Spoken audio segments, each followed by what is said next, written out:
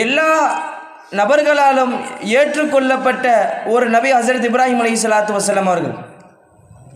உதாரணமாக சொல்ல போனால் மூசா அலைஹிஸ்ஸலாத்து வஸ்ஸலாம் அவர்களை யஹூதுகள் ஏற்றுக்கொள்வார்கள் நபியாக. ஆனால் கிறிஸ்துவர்கள் நஸ்ரானிகள் ஏற்றுக்கொள்ள மாட்டார்கள்.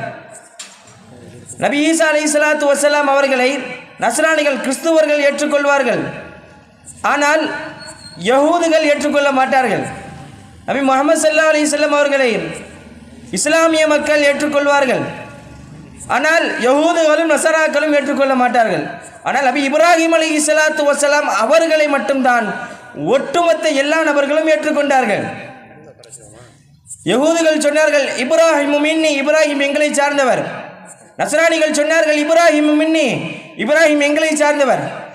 மக்கத்து காஃபிர்கள் சொன்னார்கள் இப்ராஹிம் எங்களுடைய மூதாதையர், அதனால் இப்ராஹிம் மின்னி, இப்ராஹிம் எங்களை சார்ந்தவர். ஆனால் இப்ராஹிம் யார், இப்ராஹிம் எப்படிப்பட்டவர், இப்ராஹிம் எதை சார்ந்தவர் என்று அல்லாஹ் குர்ஆனிலே சொல்லி காட்டுகின்றான்.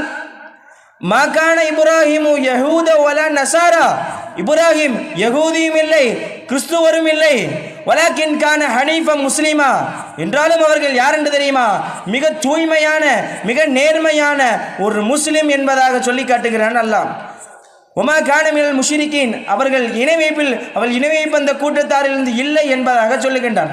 இப்போ ஹஸரத் இப்ராஹிம் அலைஹிஸ்ஸலாத்து வஸ்ஸலாம் அவர்கள் ஒரு மிக தூய்மையான ஒரு நேர்மையான ஒரு மிக உண்மையான முஸ்லிம் என்கின்ற விஷயம் இந்த ஆயத்திலிருந்து நமக்கெல்லாம் விளங்க வருகிறது.